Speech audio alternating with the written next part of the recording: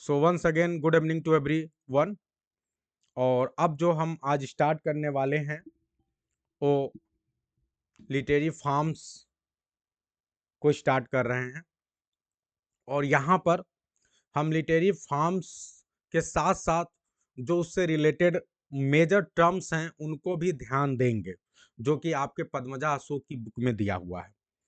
आप सभी को बता दूं कि ये जो पद्मजा अशोक की बुक है, ये बुक अपने आप में बहुत ही बेहतरीन तरीके से डिजाइन की गई है, इसीलिए मैं इस बुक को आप सभी को लेता हूं। और मैं आपको ये भी कह दूं कि मैं उन कुछ टीचर्स में से हूं जो कि बुक पढ़ाते हैं। बहुत से ऐसे कम टीचर्स आपको मिलेंगे जो बुक पढ़ाते हैं, बुक को कहते हैं कि पूरा पूरा बुक पढ़ डालो। लेकिन मैं उन टीचर्स में से हूं जो पहले दिन से मेरी कोशिश रहती है कि मैं आपको बुक पढ़वाऊं, आपको कहूं कि आप खुद पढ़ो ताकि आपके पास एक बेहतर नॉलेज हो। उसी प्रक्रिया में मैंने कम से कम ये एक ऐसी बुक पकड़ी है specially literary forms and terms के लिए कि पूरी पूरी बुक मैं आप लोग को शुरू से लेके एंड तक पढ़ाऊंगा। और ये पूरी बुक लगभग 150 पेज की बुक है। ये पूरी बुक आपको एकदम लाइन टू लाइन पढ़ने को मिलेगा मेरे साथ। हालांकि ये क्रैश कोर्स है उसके बावजूद भी, ठीक है। ग्रामर वाले बच्चे जानते हैं कि मैं पूरी पूरी रेनर मार्टिन पढ़ाता हूँ। वोकैबुलरी वाले बच्चे जानते हैं कि मैं पूरी पूरी जो है आपको ब्लैक बुक करवाता हूँ। तो 3 चीज़ें तो मैं पूरी पूरी करवाने के लिए मेरे दिमाग में रहता है। और यहाँ भी हम पूरी तरह से इस बुक को करने वाले हैं। तो I hope, are you ready everyone? क्या सभी तैयार हैं इस बुक को खत्म करने के लिए बेहतरीन तरीके से? अगले 12 लेक्चर में ये बुक पूरी तरह से कंप्लीट हो जाएगा। अब ये देखना है कि 12 लेक्चर हम कितने कम समय में कर पा रहे हैं, ठीक है। तो चलिए, जब पोएट्री की बात करते हैं तो पोएट्री आप सभी को पता है कि सबसे ओल्डेस्ट फॉर्म माना जाता है। सबसे अर्लीस्ट लिटरेरी फॉर्म पोएट्री को बोला जाता है। एग्जैक्ट जो लैंग्वेज है उसी को समझाने की कोशिश करूंगा कि poetry is one of the earliest literary form. तो जितने भी लिटरेचर के फॉर्म्स हैं उनमें सबसे पहले का फॉर्म जो माना जाता है वो है आपका पोएट्री, ठीक है। और सबसे पहले ये इवॉल्व हुआ था। It has its origin. जब हम इसके ओरिजिन की बात करते हैं तो ये प्री हिस्टोरिक टाइम, यानी हिस्ट्री जब से लिखा नहीं गया है। प्री हिस्टोरिक टाइम किसको बोलते हैं? जहां से हिस्टोरिक टाइम कौन सा हुआ? जहां से हिस्ट्री को लिपिबद्ध किया जाने लगा, जहां से आपको एक एक रिकॉर्ड मिलता है। प्री हिस्टोरिक का क्या हुआ? जब रिकॉर्ड नहीं मिलता था, यानी एकदम जब हिस्ट्री का कोई हमारे सामने उल्लेख नहीं है, जिसके बारे में हमें कोई जानकारी नहीं है, उस समय से हमें पोइट्री का जिक्र मिलता है। पोइट्री हमारी वहां से ओरिजिन होती है। When people made use of poetic language singing to accompaniment of musical instrument. और सबसे पहले जब आप कहते हैं कि पोइट्री का यूज कैसे हुआ है, पोइटिक लैंग्वेज को कैसे यूज किया गया, तो जब शुरुआत में पोइटिक लैंग्वेज को यूज किया गया था तो उस समय लोग गाते थे पोइट्री को। और उस समय गाने में वो ध्यान करते थे। हमेशा ध्यान रखिएगा कि शुरुआत में जो पोइट्री को गाया गया है हमेशा कोई ना कोई एक म्यूजिकल इंस्ट्रूमेंट भी साथ में रहता था, जिसे आप लायर बोलते हैं। लिरिक और लायर इसी से बना है। जब हम लिरिक पढ़ते हैं तो अक्सर कहते हैं कि लिरिक को लायर के साथ गाया जाता था, क्योंकि लायर के साथ जो गाया जाता था वही लिरिक है ना। तो ऐसे ही समझ लो कि जो पोइट्री शुरुआत में जो गाई जाती थी वो कहीं ना कोई ड्रम म्यूजिक इंस्ट्रूमेंट जरूर होता था जिसको हेल्प लिया जाता था। 10 इस प्रकार से poetry existed in the oral. अब ये बहुत महत्वपूर्ण बातें, छोटी छोटी बातें। जो पोइट्री है अगर देखा जाए तो शुरुआत में किस फॉर्म में था? ओरल फॉर्म में था, ठीक है। क्योंकि राइटिंग का तो आविष्कार हुआ ही नहीं था। राइटिंग तो काफी देर में आया। तो जब राइटिंग नहीं आया तो सिंपल सी बात है, पोइट्री केवल ओरल फॉर्म में ही चल रही थी, ठीक है। लोग गाते थे सिर्फ। ये है भाई। The ancient Sumerian poem. अगर आपसे पूछा जाए कि आप सबसे अर्लीस्ट पोयम का नाम बताएं, कुछ अर्लीस्ट पोयम का नाम, तो उसमें जो सबसे पहला पोयम हमारे ध्यान में आता है उस पोयम का नाम है इपिक ऑफ गिलगामेश। ये सुमेरियन पोयम है और ये उस समय के सबसे एंशियंट पोयम की तरह हमें हमारे दिमाग में आता है। और यही एग्जिस्ट करता है सबसे ओल्डेस्ट पोइट्री फॉर्म के रूप में। आगे बढ़ते हैं।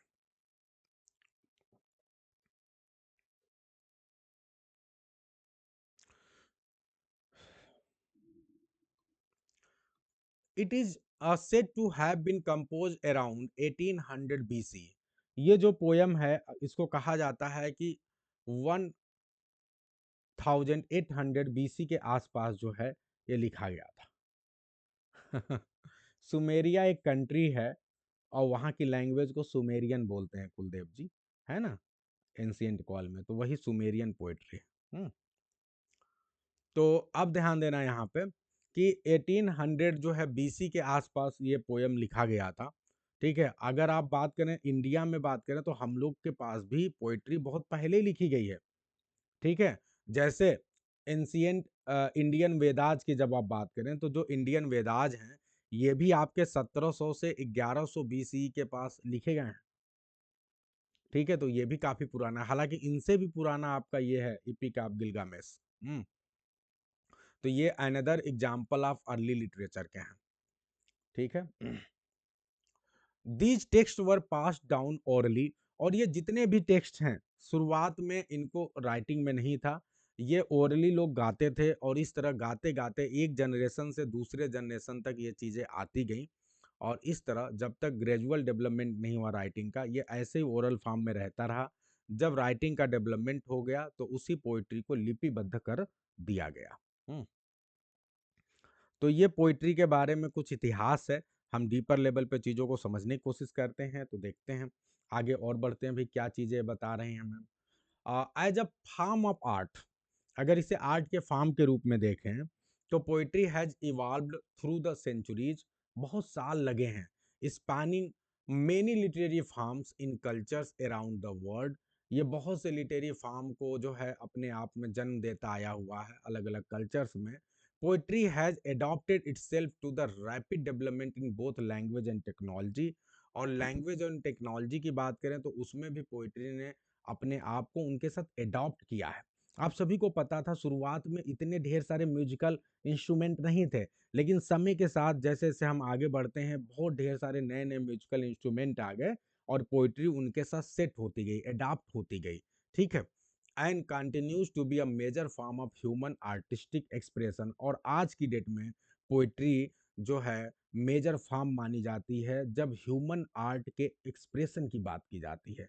अगर आप लोग को याद हो, आप लोग मुझे बताइए कि अगर ह्यूमन आर्ट की हम बात कर रहे हैं, तो आप लोग मुझे ये बताएं कि ह्यूमन आर्ट में सबसे ज्यादा इस समय आप दो प्रकार के जो शोज होते हैं आपको याद होगा, एक होता है डीआईडी, डांस इंडिया डांस, झलक दिखला जा, ऐसे डिफरेंट प्रकार के आप डांस देखते हैं ना, इससे रिलेटेड शो बनते हैं। दूसरे नंबर पे जो पॉपुलर शो है आप सभी को पता है इंडियन आइडल, है कि नहीं है? तो ये जो शो है ये क्यों है? आप ड्रामा का तो कोई शो नहीं देखते हैं इस तरह से कि चलो भैया बेस्ट ड्रामा करने वाले को पकड़ा जाए। हाँ, एक्टिंग के मामले में देखते हैं आप कुछ, लेकिन इंडियन आइडल सबसे फेमस है। डिफरेंट प्रकार के शो आए, लेकिन आज के समय में दो प्रकार के शो फेमस हैं, एक है डांस इंडिया डांस और एक है इंडियन आइडल वाला। तो ये जो इंडियन आइडल है या डांस वाला है, ये दो चीजें क्यों फेमस है? डांस को एक बार आप किनारे छोड़ दो, अगर हम कहें डांस वाला तो वो भी कहीं ना कहीं आपके पोइट्री से कनेक्टेड है, क्योंकि डांस आप हवा में नहीं करते हो। जब आप डांस करते हो तो वहां भी क्या होता है, पोइट्री चलती है, पोयम चलती है। ठीक है, और इसी प्रकार से जब आप इंडियन आइडल की बात करते हो तो वहां भी क्या है, पूरी तरह से पोइट्री ही तो है। पोइट्री को आप सुनाते हैं और उसी के आधार पर लोग को आनंद आता है और लोग इंजॉय करके देखते हैं, सुनते हैं आपको। तो यानी ये शुरुआत से लेके अब तक पोइट्री हर तरह से लोगों को इंटरटेन करती हुई आई है और आज भी ये ह्यूमन आर्टिस्टिक एक्सप्रेशन का one of the best art form है। Am I clear to everyone? तो पोइट्री के शायद आप लोग इंपॉर्टेंस को समझ पा रहे होंगे। ठीक है, आप देखते हैं अगर दो लोग भाषण दे रहे हैं और एक व्यक्ति उसी बात को भाषण के माध्यम से कह रहा है लेकिन दूसरा व्यक्ति उसी बात को गुनगुना के कह दे रहा है, तो जो गुनगुना के बोल रहा है ना उसका इम्पैक्ट ज्यादा है, और इसीलिए पोइट्री जो है थोड़ा सा इम्पैक्टफुल ज्यादा हो जाती है in comparison to other literary form. ठीक है, आज के भी डेट में आप लोग को शायद ये गाना कभी भूलेगा नहीं, ऐ मेरे वतन के लोगों जरा आंख में भर लो पानी। आज भी कोई बढ़िया से गा दे तो आप लोग एकदम मंत्रमुग्ध हो जाते हैं। ठीक है, उसी बात को भाषण से कह लो, उतना मजा नहीं आता है ना। तो ये बात है। चलो आगे बढ़ते हैं और भी चीजों को देखते हैं, समझते हैं। How may one define poetry. अब हम डेफिनेशन करते हैं, डेफिनेशन की बात करते हैं पोइट्री का, जो आपके एग्जामिनेशन पॉइंट ऑफ व्यू से बहुत इंपॉर्टेंट है और आपके एग्जाम में आ सकता है। एक ब्रिटिश ऑथर है जिनका नाम है विलियम हेनरी हडसन। ये आप सभी को पता है, इनका बुक है history of English literature and background to the history of English literature, दो दो बुक है इनका। इन्होंने पोइट्री को डिफाइन किया है N interpretation of life through imagination and feeling. ये कहते हैं कि पोइट्री एक तरह से लाइफ का इंटरप्रिटेशन है, कैसे, इमेजिनेशन एंड फीलिंग के द्वारा। काफी इंपॉर्टेंट डेफिनेशन है। इसके अलावा थॉमस कार्लाइल साहब ने डेफिनेशन दिया था पोइट्री की, और उन्होंने क्या कहा कि पोइट्री एक म्यूजिकल थॉट है। बहुत ही इंपॉर्टेंट बातें बता रहा हूं। ये इतनी क्लास आप सभी के लिए इंपॉर्टेंट है कि आप में से कुछ टुन टुन के प्रकार के लोग होंगे तो उनको कम समझ में आ रहा होगा। और आप सभी को मैं बता दूं कि मेरा कोई भी लेक्चर ऐसा हो ही नहीं सकता जिसमें बहुत ढेर सारी चीजें ना हो। अभी तो हम बहुत सी चीज़ों को पढ़ रहे हैं। अगर आप में से कोई ऐसा सोच रहा होगा अरे सर तो किताब पढ़ा रहे हैं, इस किताब को हम पढ़ चुके हैं, तो फिर यहीं पे आप बेवकूफ़ी कर रहे हैं, अपने पैरों पे कुल्हाड़ी मार रहे हैं, क्योंकि आप इसके सर को अंडर एस्टिमेट कर रहे हैं। आज ही की क्लास में भी आपसे कम से कम 5 प्रश्न ऐसे पूछने वाला हूँ, जहाँ पे आप फिर अपने बगल झाँकने लगेंगे कि अरे ये तो मेरे को आ नहीं रहा, एग्जाम में आएगा तो क्या होगा। ठीक है? तो ये नेटवर्क इशू है तब तो ठीक है, कुछ लोग क्लास छोड़ के जा रहे हैं, लेकिन जो ज़्यादा टैलेंटेड समझ के अपने आप को क्लास छोड़ के जा रहे हैं, उनको मैं बता दे रहा हूँ कि बहुत पछताना पड़ेगा। क्लास के दौरान कोई क्लास छोड़ के अपने आप को इंटेलिजेंट समझ के ना जाया करे। ठीक है, आगे बढ़ते हैं। तो Thomas Carlyle, William Henry Hudson, दोनों के बहुत इंपॉर्टेंट डेफिनेशन है। और आगे बढ़ते हैं, एडगर एलन पो की बात करते हैं। बहुत ही बड़े राइटर हैं। इन्होंने पोइट्री की डेफिनेशन क्या दी है, the rhythmic creation of poetry. ये तीनों डेफिनेशन को आप लोग को याद रखना है, ये आपके एग्जाम में पूछे जा सकते हैं। ठीक है, अब जब पोइट्री की बात करते हैं तो ये भी आपके एग्जाम का क्वेश्चन हो सकता है कि पोइट्री लिया कहाँ से गया है। क्या ग्रीक वर्ड से लिया गया है, इंग्लैंड से, इंग्लिश वर्ड से बना है? तो ये ग्रीक वर्ड से लिया गया है और इसका मतलब होता है क्रिएटर। ये बहुत ही इंपॉर्टेंट है। अब पोएट इस तरह से आप कह सकते हैं कि जो एक पोएट होता है वो एक तरह से क्रिएटर होता है, जो कि अपने इमेजिनेशन के थ्रू इंटरप्रेट करता है लाइफ को और एराउज करता है फीलिंग ऑफ डिलाइट, सारो, amusement, introspection in the reader. जो रीडर के अंदर क्या लाता है, डिलाइट लाता है, सारो लाता है, एम्यूजमेंट लाता है यानी इंटरटेनमेंट लाता है, और साथ ही साथ सोचने को भी मजबूर करता है। अगर हम पोइट्री के अल्टीमेट एम की बात करें तो पोइट्री का अल्टीमेट एम क्या है, टू गिव प्लेजर, जो आपको आनंद देना, आपको इंटरटेन करना, यही पोइट्री का अल्टीमेट एम है। इतना सभी को क्लियर है? Is it clear to everyone? क्योंकि क्रैश कोर्स है तो क्लास थोड़ी सी फास्ट चलेगी। ठीक है, इसीलिए बहुत ज्यादा कंसंट्रेशन की जरूरत है। और कोई भी चीज बाद के लिए मत छोड़िए। मैंने आपको पहले ही मैसेज डाला कि जब आप क्लास ले रहे हैं तो अभी का अभी आपको याद होना चाहिए।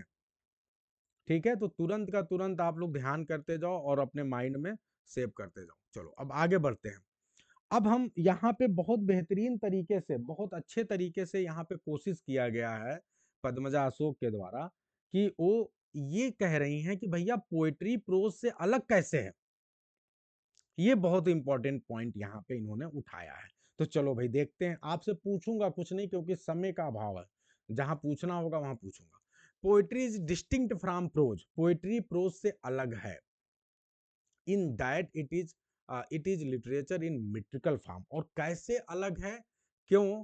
क्योंकि ये मेट्रिकल फॉर्म में होती है और प्रोज मेट्रिकल फॉर्म में नहीं होता है। अब ये मीटर क्या होता है ये तो हम आगे आपको और डीपर लेवल पे बताएंगे। फिलहाल मीटर का मतलब आप ये समझो कि एक तरह से एक फार्मूला होता है, जिसमें क्या होता है कि आपको कभी जोर दे के बोलना होता है और कभी स्लो बोलना होता है। ठीक है, ये मतलब है मीटर। मीटर का मतलब क्लियर है? तो मीटर का मतलब क्या हुआ, कभी मध्यम मध्यम और कभी जोर जोर से। जैसे आप गाना गाते हैं, आपने कभी एकदम सुर तेज कर दिया, कभी स्लो कर दिया, स्ट्रेस अनस्ट्रेस, बहुत सिंपल शब्दों में। ठीक है, तो अब क्या हो गया, अब आगे बढ़ते हैं, टाइप तो हम बाद में सीखेंगे। और इसमें क्या मिलता है, रिदम मिलता है। रिदम का मतलब क्या हुआ, ये कहीं ना कहीं मीटर से ही कनेक्टेड है। रिदम का मतलब फिर वही चीज कि कहीं पे आप तेजी से चल रहे हैं, कहीं स्लो चल रहे हैं, ठीक है।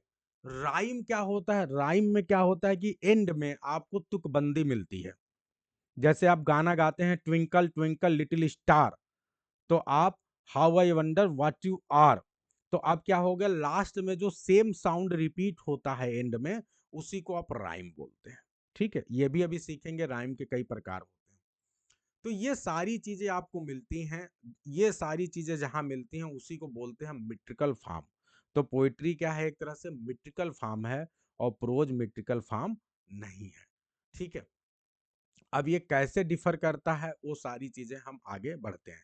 अब ध्यान देना कि अगर आपसे इंटरव्यू में क्वेश्चन पूछ दिया जाए पीजीटी के या कहीं पर भी, तो आपसे पूछा जाए कि what is the basic difference between poetry and prose, तो आप क्या बताएंगे, आप सिंपल सा ही बताएंगे कि पोएट्री हैज, ठीक है, कंसिस्ट्स, क्या, comprises metre, rhythm, rhyme, while prose does not, जबकि प्रोज में ये सारी चीजें नहीं होती हैं। ठीक है, ये है कॉन्सेप्ट। अब आगे बढ़ते हैं। Some critics have question the necessity of meter, अब ये बहुत इंपॉर्टेंट बात है। कुछ ऐसे क्रिटिक्स हैं जो कि कहते हैं कि क्या मीटर और राइम की जरूरत है पोएट्री के लिए, वो इस पे सवाल खड़ा करते हैं। And indeed there do exist very good poem that do not have meter and rhyme। तो देखो ये तो हर जगह है, देखो पोइट्री का मतलब ये है कि हम कहते हैं कि भैया मीटर और राइम होना चाहिए, लेकिन खुद वर्ड्सवर्थ साहब, आप सभी को पता है, जब रोमांटिक एज में आप देखते हैं तो वो कहते हैं भैया कि पोइट्री बहुत सिंपल होनी चाहिए, और इसमें मीटर राइम की कोई खास जरूरत नहीं है। लेकिन खुद वर्ड्सवर्थ की जो पोइट्री है वहां पे मीटर और राइम मिलता है आपको। ठीक है, तो आप कहने के लिए चाहे जितनी बड़ी बड़ी बातें कर दो, लेकिन मीटर राइम तो आपको चाहिए ही। हालांकि फिर भी कुछ ऐसे पोयम हैं जहां पे मीटर राइम को फॉलो नहीं किया, वो अच्छे हैं, लेकिन वो अपवाद है। ठीक है, तो इसलिए उनके पीछे न पड़ के आप जो मैक्सिमम प्रतिशत है उस वहां बात करते हैं जहां 90% चीजें पोइट्री की कैटेगरी में आती है। ठीक है,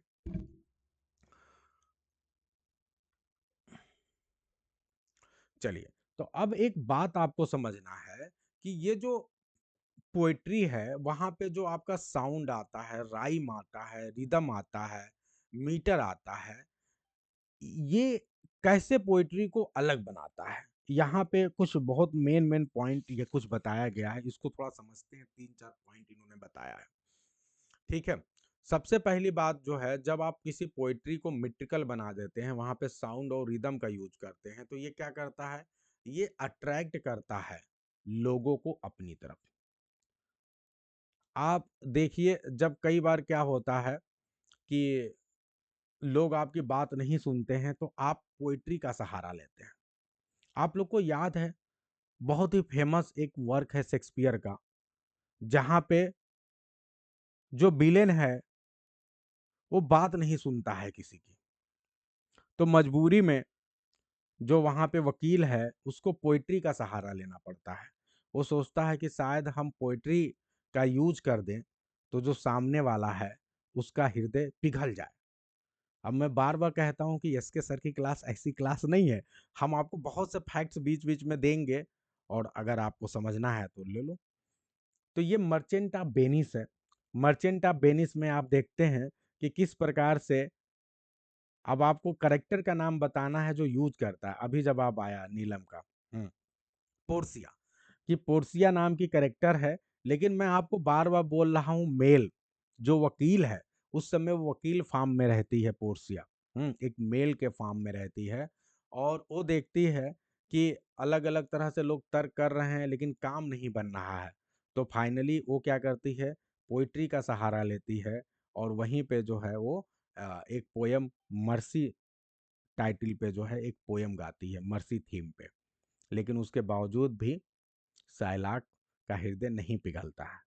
लेकिन ऐसे बहुत से जगह हैं जहां पे पोइट्री से हृदय को पिघलाया गया है। अगर मैं आपसे बात कहूं तो आप लोग को पता है एक गाना मुझे बड़ा अच्छा लगता है कि लोग हीरो है उसको सब लोग पत्थर मार रहे हैं, हीरो को सब लोग पत्थर मार रहे हैं। हीरो गरीब घर का है, बहुत बड़ी लड़की से प्यार हो गया है उसे, बड़े राजघराने की लड़की से, और उसके बाद उसको लोग दंड दिया जाता है, लोग उसे पत्थर मार रहे हैं रोड पे, और तभी वो बड़े घराने की लड़की आती है और गाना गाती है, इश्क हाजिर है मोहब्बत की सजा पाने को, कोई पत्थर से ना मारे मेरे दीवाने को, और सबके पत्थर रुक जाते हैं। तो भाई दम तो है ही पोएट्री में। फिलहाल आगे बढ़ते हैं और देखते हैं। तो ये है, आगे बढ़ते हैं। The use of metre lift us from the ordinary world of everyday experience. जो मीटर का यूज है, ये कहीं ना कहीं जो हमारा ऑर्डिनरी वर्ल्ड है, जो सामान्य वर्ल्ड सामान्य दुनिया है, उससे भी वो अलग कर, करती है। मैं आप लोगों से एक और प्रश्न अरे भाई, वेरी सॉरी, आप लोग से एक और प्रश्न पूछता हूं, जवाब पहले आ गया फिर भी प्रश्न पूछता हूं।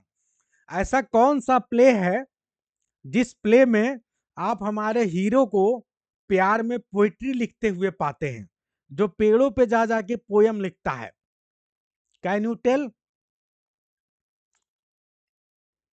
यस, बहुत ही बढ़िया, ओरलैंडो। ये आपके एग्जाम का क्वेश्चन हो सकता है। ओरलैंडो, ओरलैंडो जो है पेड़ों पे अपनी कविताएं लिखता है, प्यार का, प्यार में पागल है। ठीक है, फिर एक अगला प्रश्न है कि ओरलैंडो को प्यार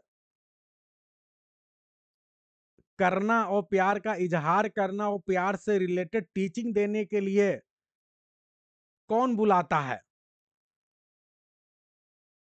तो इस प्रश्न का जवाब है गैनीमीड। ठीक है, जो गैनीमेड है वो बुलाती है, और वो मेल फॉर्म में है, लेकिन है वो रोजालिंड ही। तो ये बहुत छोटी छोटी चीजें हैं जो आप सभी को ध्यान देना है। ठीक है, गैनीमीड। ठीक, तो ये आपके एग्जाम में क्वेश्चन आ जाता है, वहां हमारा बच्चा फंस जाता है। यहाँ तो जब आप बता दे रहे हैं, ठीक है, वहां फंसना नहीं है। यहाँ तो ग्रुप में रहते हैं, एक ने सही बताया बाकी भी फंसा बता दिए, और दूसरी बात यह कि गूगल बाबा तो जिंदाबाद है, तो ये भी हो जाता है। एग्जाम में आपको एकदम सही करना है? आगे बढ़ते हैं भाई। तो ये है कि आर्डरनी वर्ल्ड से हमें ऊपर उठा देता है, और हम अपने बारे में थोड़ा ज्यादा आंकने लगते हैं या बेहतर महसूस करने लगते हैं। ठीक है, तीसरी पॉइंट की बात करते हैं। Rhyme and metre contribute greatly to the aesthetic pleasure. जो राइम और मीटर है, ये आपको एस्थेटिक प्लेजर बहुत हाई लेवल पे देती है। ये भी बहुत है, बहुत आनंद आ जाता है। आपने कभी देखा है, मुझे एक महोदय मिले, तो उन्होंने मुझसे एक बात कहा, कहा कि मैंने एक गाने को 20 बार सुना। तो मैंने कहा क्यों भैया? थ्री इडियट्स का एक गाना था, ऑल इज वेल, आजिल ऑल इज वेल, उसको 20 बार सुना। हमने कहा क्यों 20 बार सुना? तो उन्होंने कहा मुझे डिप्रेशन हो रहा था, मुझे मतलब मैं पढ़ रहा था तो मुझे कुछ समझ में नहीं आ रहा था क्या करूं। तो मैंने उस गाने को 20 बार सुना, उसके बाद मेरे अंदर एनर्जी आ गई और सारा डिप्रेशन खत्म हो गया, और फिर मैं मन लगा के पढ़ने लग गया। तो ये भी चीजें हैं कि ये जो गाने हैं ये एस्थेटिक प्लेजर देते हैं, और आपको बेहतरी की ओर लेके जाते हैं, आपके मन को शांत करते हैं। बहुत बार आप लोग देखे होंगे, कहते हैं कि आपको टेंशन होता है तो आप क्या करते हैं, तो लोग कहते हैं मैं म्यूजिक सुनता हूँ। ठीक है, तो ये है। अब यहीं पे मुझे एक और बात याद आ गई, और गुलाब जी ने उस बात को पहले ही बता दिया। ये आपके एग्जाम में क्वेश्चन आ चुका है, कैन एनीवन टेल कि who said music is the love of food, और food of love, music is the food of love, किस प्ले में बोला और किस करेक्टर ने बोला? जल्दी बताएं, फास्ट। इतनी ढेर सारी बातें आपको बताते जा रहा हूं, नोट करते जाना है और याद भी रखना है। ड्यूक आर्सुनो ने बोला, और कहां बोला? 12th नाइट में बोला। बहुत इंपॉर्टेंट चीजें हैं, ध्यान रखना है और पढ़ते जाना है। नहीं, ये ओलिविया के चलो ठीक है, आगे बढ़ते हैं। अब यहीं पे एक बात आ गया है, तो फिर यहीं पे मेरा प्रश्न है कि ड्यूक आर्सेनो जो है प्यार करते थे किसी से, और प्यार में गाना सुनते थे। किससे प्यार करते थे सबसे पहले? Can anyone tell? प्यार किससे करते थे? ओलिविया से। और बाद में प्यार किससे, शादी किससे हुई ड्यूक आर्सेनो की? जल्दी बताना है। बाद में किससे शादी हुई? वायला से। ठीक है, क्लियर। चलो, बहुत छोटी छोटी मगर मोटी बातें हैं। आप लोग ये बताइए कि वायला से शादी पहले क्यों नहीं हुई? ये प्रश्न का जवाब देखते हैं कौन दे रहा है। वायला से शादी, वायला इतनी खूबसूरत थी, ओलिविया बार बार ड्यूक आर्सेनो को मना कर दे रही थी कि मैं शादी नहीं करूंगी, तो वायला से पहले क्यों नहीं कर दी? अब चंचल कह रही पहले नहीं मिली। अरे भैया, पहले मिल गई थी। पूरा सब कुछ वही कर रही थी, वही बार बार प्रपोजल लेके जा रही थी। क्योंकि लड़के से शादी थोड़े ना कर लेंगे।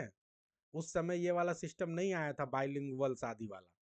अब आ गया है। अभी दो लड़कियां शादी करके यूट्यूब चैनल बनाई हैं और बहुत बढ़िया हिट हो रहा है। अभी मैंने एक और देखा, एक लड़की है, एक लड़का था, वो लड़की बन गया है और उसने अपना इंटरव्यू दिया है। वो आप लोग देखिएगा। तो ये सब लिटरेचर के स्टूडेंट हैं तो हम लोग बात कर सकते हैं, कोई दिक्कत की बात नहीं है। तो ये कहानी थी कि भाई लड़का तो बहुत सुंदर था, लेकिन वो था लड़का। अब उन्हें नहीं पता था कि ये लड़की के भेष में है। जब पता चला तो फिर एक बार में तैयार हो गए कि ठीक है, अरे ये तो शादी कर ही लेंगे। चैनल नेम क्या है वो तो मुझे भी नहीं याद आ रहा, लेकिन मैंने देखा था, मैं आप लोगों को भेजूंगा, है ना। अच्छा, संजय बागर का लड़का क्या है? अच्छा, वो लड़की बन गया। मुझे ये मालूम नहीं वो किसका लड़का है, लेकिन ये पता है कि उसने इंटरव्यू दिया, बहुत बढ़िया इंटरव्यू था। लड़का था, लड़की बन गया। और मुझे ये पता है कि दो लड़कियां थी जिन्होंने आपस में शादी की, एक पति एक पत्नी है, दोनों रह रहे हैं बढ़िया से। चलो आगे बढ़ते हैं। अब हमने देखा कि बहुत प्लेजर मिलता है एस्थेटिक लेवल का। अब आगे, when words are arrange in a certain rhythmical order they gain new meaning and power. ये तो सही बात है। जब शब्दों को आप सही तरीके से पिरो के गा दीजिए ना, कुछ गाने कितने दमदार लगते हैं, कितने पावरफुल लगते हैं। आप महसूस करिए कभी गाने को। जैसे आप लोग को मैं बताऊं कि आप ये शिव जी का कौन सा गाना है, महामृत्युंजय मंत्र, उसको पढ़िए।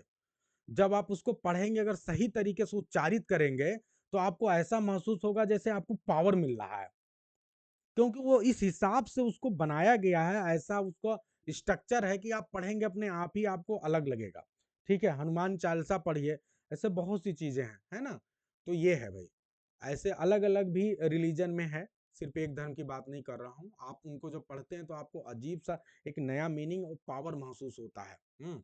और आपके इमोशन को एक मैजिकल तरीके से जो है वो करता है। मैंने देखा जब दुर्गा पूजा होता है या सरस्वती माँ की आरती होती है, या फिर हम बड़े बड़े जो मंदिर होते हैं वहां पे हनुमान जी की आरती होती है, तो वहां पे लोग आरती में एकदम से झूमने लगते हैं।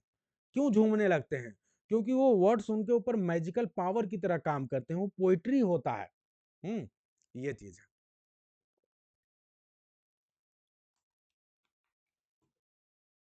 चलिए आगे बढ़ते हैं। तो पोइट्री की पावर समझ में आ रही है? मैं आप लोग को रियल में फीलिंग कराने की कोशिश कर रहा हूँ। मैंने बहुत से फैक्ट आपको बता दिए हैं। अर्पणा क्या कर रही है? सानंद मानंद, ठीक है जी। अच्छा, आप लोग यहीं पे कविता लिखने लगे। चलो कोई नहीं, आगे बढ़ता हूं मैं और देखते हैं। सबसे जो एक महत्वपूर्ण बात आपको बता दूं, पोइट्री की एक और सबसे अंतिम विशेषता जो यहाँ पे बताई गई है, वो ये है कि पोइट्री आपको क्या करती है। सबसे बड़ी चीज कि आपकी एंशिएंट धरोहर जो है ना, उसको आगे ले जाने का काम करती है।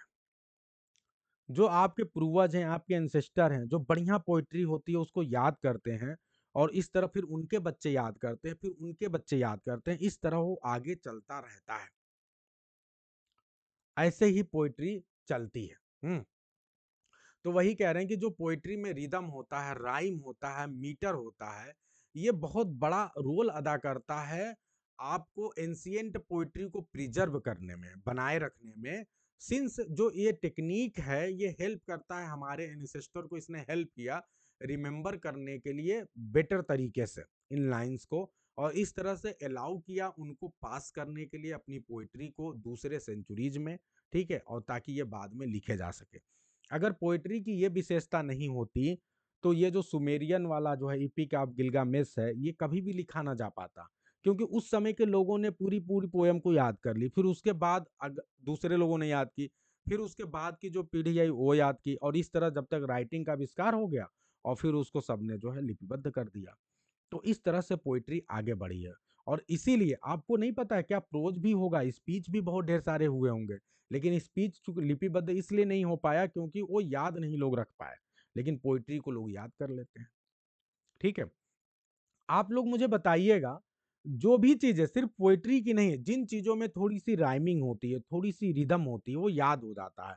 जैसे मैं आपको बताऊं, मैंने बचपन में कुछ चीजें याद की थी, हिंदी में याद की थी, क्योंकि हम लोग बचपन में हिंदी मीडियम से ही थे, वो आज तक मुझे याद है। सिर्फ क्यों याद है? क्योंकि वो पोइट्री फॉर्म में थी।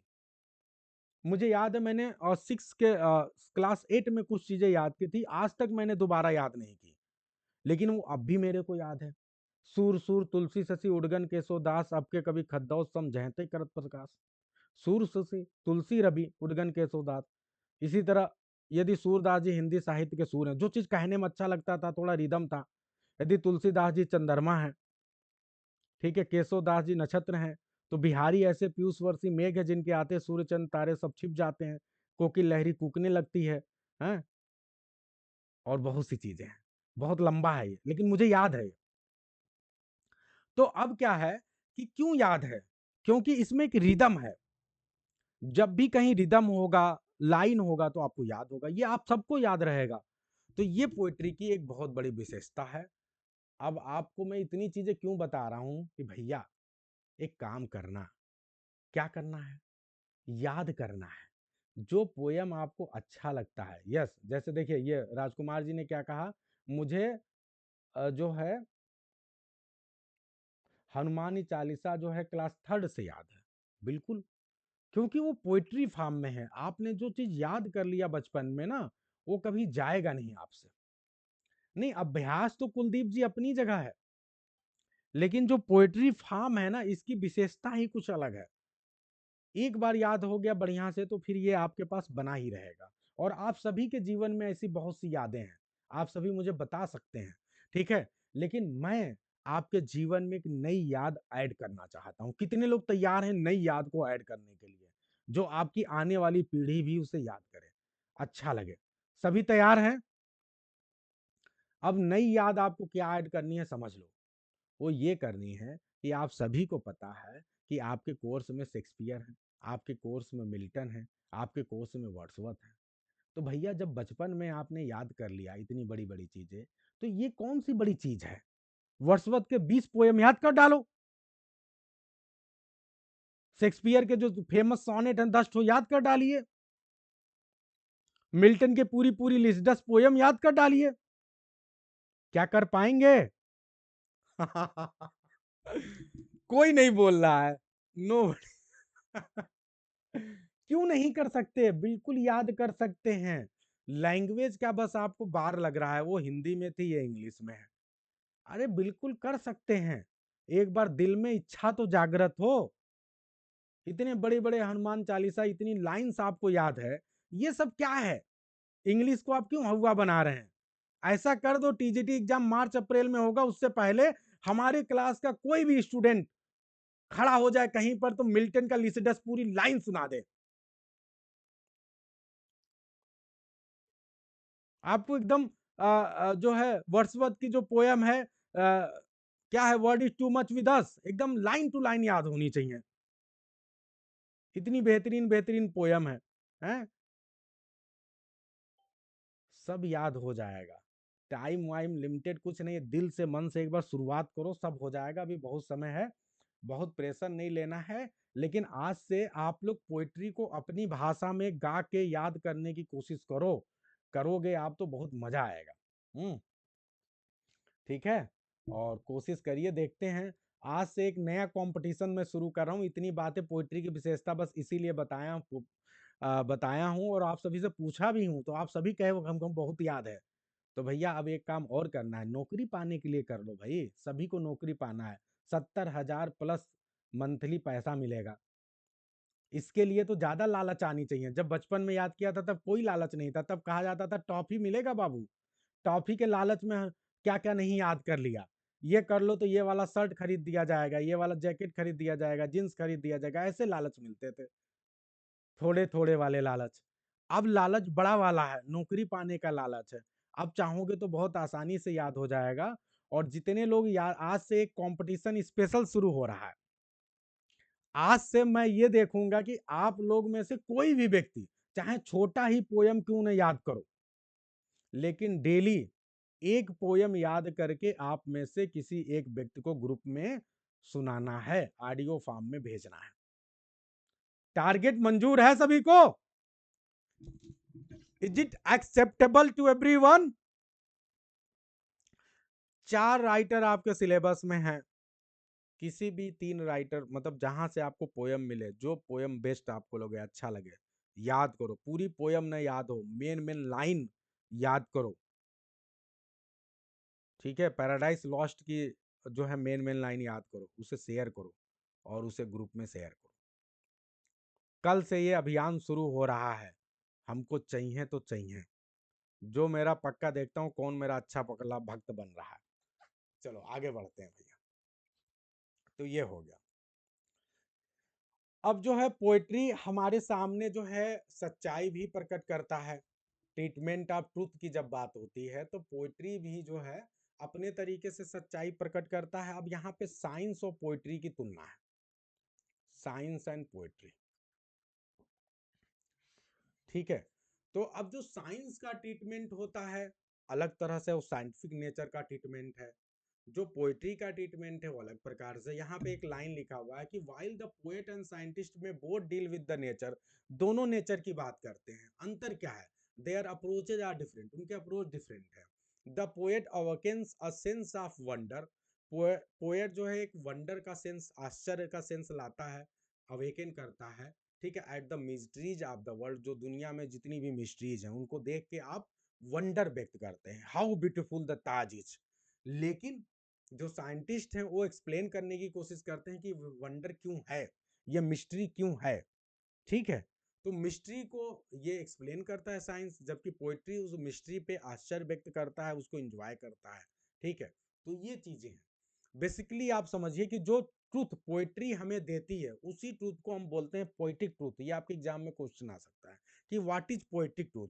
तो पोएटिक ट्रूथ क्या है? The truth that the poet present to the world is called poetic truth. अब ये पोएटिक ट्रूथ है क्या, ये बहुत इंपॉर्टेंट है। ये जो पोएटिक ट्रूथ पोएट हमारे सामने लाते हैं ना, ये वो वाला नहीं है जो कि एरिस्टोटल, कौन कहता है कि प्लेटो कहते हैं कि poetry is beyond the truth. वो कहते हैं कि ये सच्चाई कुछ नहीं है, ये सैडो है। ठीक है, ये आपको गुमराह करती है। तो उन्होंने पोएट्री को बहुत कंडेम किया। ठीक है, लेकिन फिर एरिस्टोटल आते हैं, कहते हैं नहीं नहीं ठीक है। तो अब पोएटिक ट्रूथ समझिए। पोएटिक ट्रूथ आप सभी के लिए, अगर आप वर्ड्सवर्थ के पोयम को पढ़ेंगे तो आपको लगेगा यस पोएटिक ट्रूथ बहुत ही जरूरी है। पोएट्री हमारे सामने जो सच दिखाती है वो बहुत ही शानदार दिखाती है। जैसे आप वर्ड्सवर्थ की पोयम पढ़ते हैं वी आर सेवन, जो वर्ड्सवर्थ उस पोयम में प्रेजेंट करते हैं उसको एक लाइन में भी कोई बोल सकता है, लेकिन एक लाइन में कोई वो बात बोलेगा तो वो मतलब समझ में नहीं आएगा जो वर्ड्सवर्थ उस पोयम के द्वारा उस लड़की के द्वारा इमेजिन करवाना चाहते हैं। वर्ड्सवर्थ उस बार बार लड़की से पूछते हैं ये बताओ तुम कितने भाई बहन हो, वो लड़की कहती है कि हम 7 भाई बहन हैं। लेकिन वर्ड्सवर्थ को एक एक का गिनवाते हैं, पूछते हैं बताओ कैसे 7 हुए, तो बताती है कि 2 गए हैं मार्केट में कानवे पढ़ने लिखने के लिए या जिस लिए गए हैं। ठीक है, इसके अलावा जो है उसमें 2 भाई बहन का वो जिक्र ऐसे करती है जो कि जिनकी डेथ हो चुकी है, लेकिन वो बार बार उनसे यही कहती है कि वो यहीं पर लेटे हुए हैं। तो वर्ड्सवर्थ फिर उसको ये रिमाइंड कराते हैं कि भैया देख तेरे 2 भाई बहन डेथ हो गई है, उनकी मृत्यु हो गई है, तो अब तो तुम 5 बचे ना। फिर भी उसके बावजूद भी वो कहती है हम 7 हैं, क्योंकि वो उनसे कनेक्टेड फील करती है। वो कभी मानती ही नहीं कि मेरे भाई बहन इस दुनिया में नहीं रहे। तो भैया ये क्या है? ये जो पोएटिक ट्रूथ है ये अलग प्रकार से पोएटिक ट्रूथ है। जो कि हम सामान्य तरीके से नहीं समझ सकते उस बात को। ठीक है, इसी प्रकार से आप world is too much with us की बात करते हैं, सिर्फ 14 लाइन की पोयम है, लेकिन वो जो 14 लाइन की पोयम है वो आपकी आंखें खोल देगी जब उस पोयम को आप पढ़ते हैं तो। ठीक है, तो ये चीजें हैं, तो जो वही चीज यहाँ पे बोला जा रहा है कि the poet's feeling are genuine, जो पोएट की फीलिंग होती है वो जेन्यून होती है एंड सिंसियर होती है। ठीक है, and he looks beyond the surface level of truth, और जो ट्रुथ आपको दिखाई पड़ता है पोएट उससे कहीं ऊपर जाता है, उससे अलग देखने की कोशिश करता है। इन ऑर्डर टू, और ऐसा क्यों करता है, in order to reveal important pattern and connection, क्योंकि उसे कुछ पैटर्न और कनेक्शन को दिखाना है, दस टू इंटरप्रेट लाइफ, ताकि वो जीवन को इंटरप्रेट कर सके। और इसीलिए मैथ्यू अर्नोल्ड की बहुत ही फेमस डेफिनेशन है कि poetry is the criticism of life. याद रखिएगा, poetry is the criticism of life, ये मैथ्यू अर्नोल्ड ने बोला था। आई hope I am very clear. ठीक है, चलिए अब आप लोग को एक बहुत ही महत्वपूर्ण टर्म बता रहा हूं, ये आपके एग्जाम में बहुत बार आ चुका है, और यहीं पे पोइटिक लाइसेंस। अब ये पोइटिक लाइसेंस क्या है? जब आप पोएट्री लिखता है कोई पोएट, ठीक है, तो वो पोइटिक लाइसेंस का एंजॉय करता है। पोइटिक लाइसेंस का मतलब होता है एक लेवल का फ्रीडम। ठीक है, पढ़ते हैं और समझाते हैं। It in its most narrow sense, अगर सबसे नैरो सेंस में आप पोइटिक लाइसेंस को समझना चाहते हैं तो इट इज द फ्रीडम, यह वह फ्रीडम है टेकन बाय द पोएट, जो पोएट लेता है to bend the convention of diction, जो भाषा शैली है, जो डिक्शन है, ठीक है, जो पोइट्री के रूल्स हैं, ठीक है, उसको वो बेंड करता है, यानी उसको तोड़ता मरोड़ता है। उसके लिए जो फ्रीडम लेता है उसी को आप पोइटिक लाइसेंस बोलते हैं। ये मतलब है। ये एक तरह से लिबर्टी है जो कि पोएट्स को दिया जाता है टू मैनिपुलेट लैंग्वेज, ताकि वो लैंग्वेज को अपने तरीके से मैनिपुलेट कर सके, सिंटैक्स को डिस्टॉर्ट कर सके, बहुत बेहतरीन, डिस्टॉर्ट का मतलब उलट पुलट कर सके, खराब कर सके। सिंटैक्स क्या है आप सभी को पता है, सब्जेक्ट वर्ब ऑब्जेक्ट आता है, ये सही तरीका है लिखने का सेंटेंस को, लेकिन राइटर पोएट दूसरे प्रकार से कहता है। पोएट पोएट ऐसे नहीं कह रहा, पोएट क्या कह रहा है, जीता था जिसके लिए, जिसके लिए मरता था। अब सही तरीके से क्या होगा, तो अब ये अपने तरीके से पोएट्री को, पोएट जो है अपने तरीके से सेंटेंस को अरेंज करता है, वो सिंटैक्स को तोड़ता मरोड़ता है। ठीक है, और आर्केइज्म, आर्केइज्म का यूज करता है, यानी ऐसे पोएट्री के वर्ड जो अब नहीं यूज होते हैं उनको भी यूज कर देता है वो। ठीक है, यानी बहुत पुराने वर्ड जो आज की सेंस में मॉडर्न यूज में नहीं है उनको भी यूज करता है, क्योंकि उसको जरूरत है टू सूट हिज नीड्स, अपनी जरूरतों को पूरी करने के लिए। तो बहुत ढेर सारे फ्रीडम लेता है, लैंग्वेज को अपने हिसाब से तोड़ता मरोड़ता है। आपको पता है फेरी क्वीन, क्वीन की स्पेलिंग होती है QUII। फिर भी आप जॉन कीट्स जो पोयम लिखते हैं उस समय क्वीन की स्पेलिंग, जब आपके स्पेंसर साहब ने फेरी क्वीन लिखा तब तो हम मान सकते थे कि चलो क्वीन की स्पेलिंग में लास्ट में ई लगेगा, लेकिन जब जॉन कीट्स साहब आए तब ई नहीं लगता है, फिर भी जॉन कीट्स साहब ई यूज कर रहे हैं। क्यों कर रहे हैं भैया? क्योंकि उनको लग रहा है कि ये नीड है, तो इसलिए कर रहे हैं, अपने पोइट्री को थोड़ा सा ओल्ड फॉर्म में ले जाना चाहते हैं, वहां से कनेक्ट कर रहे हैं, तो इसलिए कर रहे हैं। तो ये मतलब है। I hope I am very clear, सभी को समझ में आ रहा है कि नहीं? अब जो ये आपका पोइटिक लाइसेंस है इसको यूज किसने किया था, यूज किसने किया था, आप सभी के लिए मैं दो ऑप्शन दे रहा हूं। एक वर्ड है थॉमस राइमर, आपके सामने दो ऑप्शन दे रहा हूं, एक है थॉमस राइमर और दूसरे जो हैं उनका नाम है ड्राइडन। अब देखते हैं कौन बता रहा है, जल्दी बताइए, वेरी फास्ट। ड्राइडन और राइमर, कंफ्यूज मत होइए भाई, जल्दी बताएं, सभी के जवाब आने चाहिए, फास्ट। तो भैया ये राइमर कौन है ये भी समझ लो, राइमर साहब भी यहीं पे कनेक्टेड हैं। इन्होंने जो टर्म दिया उसका नाम है पोएटिक जस्टिस। रट लो अभी का अभी, एग्जामिनेशन पॉइंट ऑफ व्यू से बहुत इंपॉर्टेंट है, आपके एग्जाम में आ सकता है। जिन्होंने जो पोएटिक जस्टिस, एकदम कनेक्टेड है, पोएटिक जस्टिस का कॉन्सेप्ट देने वाले क्रिटिक का नाम है थॉमस राइमर, और पोएटिक लाइसेंस टर्म को देने वाले क्रिटिक का नाम है Dryden. Is it clear to everyone? आनंद आ रहा है तो ताली बजाओ, आनंद आ रहा है तो ताली बजाओ भाई। एग्जामिनेशन पॉइंट ऑफ व्यू से बहुत छोटी छोटी मगर मोटी बातें हैं। अब ये जो थॉमस राइमर साहब हैं, जब पोइटिक जस्टिस आ ही गया तो जान लो, पोइटिक जस्टिस का मतलब ये है कि भैया जब भी कोई ड्रामा, ये पोइटिक जस्टिस चाहे लिखा है लेकिन ये पोइट्री से कनेक्टेड नहीं है, सबसे बड़ी बात। पोइटिक जस्टिस चाहे लिखा है लेकिन क्या ये पोइट्री से कनेक्टेड है? No no. ये कनेक्टेड है ड्रामा से, ये कनेक्टेड है नॉवेल से, ये कनेक्टेड है कहानी से। कई बार वो कहानी पोइट्री में भी हो सकती है, लेकिन ज्यादातर ये ड्रामा से, नॉवेल से कनेक्टेड है या स्टोरी से कनेक्टेड है। कैसे? यहीं पे लड़का कंफ्यूज हो जाता है बेचारा हमारा, कि यहाँ तो पोइट्री लिखा है भैया। पोएटिक जस्टिस क्या कॉन्सेप्ट है? कॉन्सेप्ट ये है, आप लोगों ने एक वर्ड सुना होगा, industry is rewarded and wickedness is punished. यानी जो अच्छा काम करेगा उसे अच्छा रिवार्ड मिलेगा, और जो गलत काम करेगा, आलसीपन करेगा, ठीक है, उससे उसको सजा मिलेगी।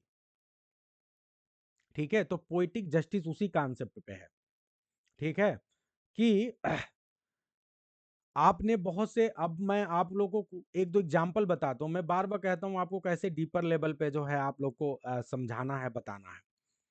अक्सर कहा जाता है कि जो शेक्सपियर का एक प्ले है किंग लियर, इसमें पोइटिक जस्टिस नहीं हुआ है। क्यों नहीं हुआ है भाई? क्योंकि जो अच्छा करेक्टर है उसको भी सजा मिल गई, तो ये तो गलत बात हुआ ना। जो बुरा करेक्टर उसको सजा दो, अच्छे को क्यों सजा दे रहे हो? सारे अच्छे करेक्टर को मार दिया। जो कार्डिलिया है शुरू से बेचारी बहुत अच्छी है, पिता ने क्या किया, उसको अपना डावर नहीं दिया, उसका जो हिस्सा था नहीं दिया, उसको अपने जायदाद से बेदखल कर दिया।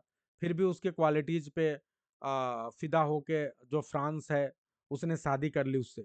फिर उसके बाद एंड में क्या होता है, बेचारी जब कोई उसकी बहनें साथ नहीं देती हैं तो वो अपने पापा के साथ खड़ी होती है, दुश्मनों से लड़ती है, और होता क्या है बेचारी के साथ, लास्ट में जो है फांसी का आर्डर दिया जाता है। और मान लो एक पल के लिए किंग लियर को फांसी पे लटका दिया गया होता तो हमें उतना दुख ना होता, लेकिन कार्डेलिया जो सबसे इनोसेंट करेक्टर है, हीरोइन है, कहीं से कोई कमी नहीं है, उस करेक्टर को फांसी पे लटका दिया जाता है। और फिर हमारे लिए अंत का दृश्य बहुत असहनीय हो जाता है, जब किंग लियर के हाथों में कार्डेलिया की लाश पड़ी हुई है, और उसको गोद में लेके रो रहा है 80 साल का बूढ़ा आदमी, और कह रहा है ये जो कुत्ते हैं, डॉग्स हैं, छोटे छोटे एनिमल्स हैं, ये जी रहे हैं, इनके पास लाइफ है, लेकिन हमारी बेटी जो कार्डिलिया है इतनी अच्छी है, प्यारी है, जिसके लिए मैं कुछ जीवन में नहीं कर पाया, आज इसके पास जीवन क्यों नहीं है? और यहीं पे हमें लगता है पोइटिक जस्टिस नहीं हुआ। ठीक है, कम से कम उसको जीवित रहना चाहिए था। और इसीलिए अब नीलम जायसवाल जी ने कहा, इसीलिए नाहुम टेट, एक उसी शेक्सपियर के समय के उनके कंटेम्पोररी ड्रामाटिस्ट हैं, उन्होंने क्या किया कि शेक्सपियर को जब दोबारा लिखा, क्योंकि ये वाली एंडिंग लोग को पसंद नहीं आ रही थी, सब लोग रोते हुए थिएटर से निकल रहे थे, तो उन्होंने कहा नहीं ये ज्यादा हो गया है बुरा, तो उन्होंने एंडिंग को चेंज कर दिया। और लास्ट में क्या किया कि कार्डेलिया की डेथ नहीं हुई, कार्डेलिया जीवित रही। ठीक है, और बाद में उसकी जो है शादी करवा दी जाती है एडगर के साथ। ठीक है, तो ये है। तो I hope I am very clear, सभी को समझ में आ रहा होगा। तो पोएटिक जस्टिस इसी को बोलते हैं, कि अंत में जो है जो अच्छा काम करे उसको रिवार्ड मिले, लेकिन अगर रिवार्ड नहीं मिलेगा तो हम कहेंगे भैया पोएटिक जस्टिस नहीं हुआ। आप लोगों ने इंटर में एक लेसन पढ़ा होगा, अभी गुलाब जी ने वो बताया था, राजकुमार जी ने, the ant and the grass hopper शायद है ना। तो उसमें दो भाई रहते हैं, और उसमें यही सेम कहानी है कि छोटा वाला भाई दुनिया का सारे मस्ती करता है, फिलेंडरर है, लड़की बाज, जितना ऐब, गुटखा खाता है, जितने प्रकार के ऐब हो सकते हैं सब है उसके पास। और जो बड़ा वाला भाई एकदम सीधा है, जीवन भर मेहनत करता है, अपने भाई को हर मुश्किल से बचाता है, हर समय उसे मदद करता है, बुरी से बुरी परिस्थिति में मजबूर होकर उसको टार्चर करता है, अलग अलग तरीके से ब्लैकमेल करता है अपने बड़े भाई को। अंत में क्या होता है, बड़ा भाई को कुछ रिवार्ड नहीं मिला और छोटे वाले भाई ने अंत में एक ऐसी बूढ़ी महिला से शादी कर ली जिसके एक दोनों पांव कब्र में थे। और अंत में बूढ़ी महिला कुछ दिनों बाद मर गई, इस दुनिया से चली गई। और अब टाम रामसे के पास बहुत बड़ी प्रॉपर्टी हो गई, बहुत ज्यादा हो गया रुपये पैसा। अब वो जीवन के सब मजे ले रहा है, और हमारा जो है जाज राम से दुखी है बेचारा। तो यहाँ पे पोइटिक जस्टिस नहीं हुआ। क्लियर है सभी को, समझ में आ रहा है, मजा आ रहा है पोइटिक जस्टिस की नहीं? बताओ भाई।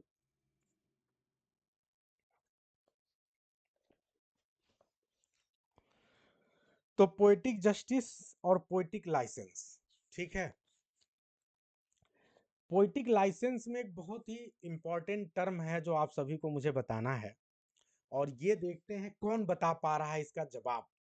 अगर आप लोग बता देंगे तो दिल और मन खुश हो जाएगा। और देखते हैं, मुझे उम्मीद है कि आप शायद ना बता पाए, लेकिन बता देंगे तो अच्छा लगेगा। पोइटिक लाइसेंस का एक और टाइप है, और ये थोड़ा सा इंपॉर्टेंट है। ये जो पोस्टिक लाइसेंस का टाइप है, इस टाइप को बोलते हैं, एक टर्म है। कोई बता दे तो अच्छा लगेगा, लेकिन मुझे पता आप बता नहीं पाओगे, तो मैं इसको लिख दे रहा हूं। अच्छा, अर्पणा कह रही मेरा बेटा कह रहा है कि यस सर मजा आ रहा है। अच्छा चलो ये तो बहुत बढ़िया है। इन सब की अभिनय सब टीजीटी की तैयारी चल रही है। हाँ? चलो, एना क्रोनिज्म, क्या इस वर्ड को आप लोगों ने पहले सुना था? ये आपके एग्जाम में आ चुका है, नेट एग्जाम में आ चुका है, आपके एग्जाम में आने की बहुत संभावना है, पहले भी बता चुका हूँ। ठीक है। एनाक्रोनिज्म, ये टर्म क्या है, ये क्या समझते हैं? ये भी एक प्रकार से पोइटिक लाइसेंस है। क्योंकि पोइटिक लाइसेंस को थोड़ा हम आगे ले जाते हैं, और जब पोइटिक लाइसेंस को थोड़ा और आगे ले जाएंगे, तो ये दूसरे भी फॉर्म में चला जाएगा, मतलब ड्रामा में और नावल में भी, कहीं भी ले जा सकते हैं। पोइटिक लाइसेंस का मेन मतलब क्या हुआ? नियमों में छूट लेना, जो नियम कानून है उससे छूट लेना।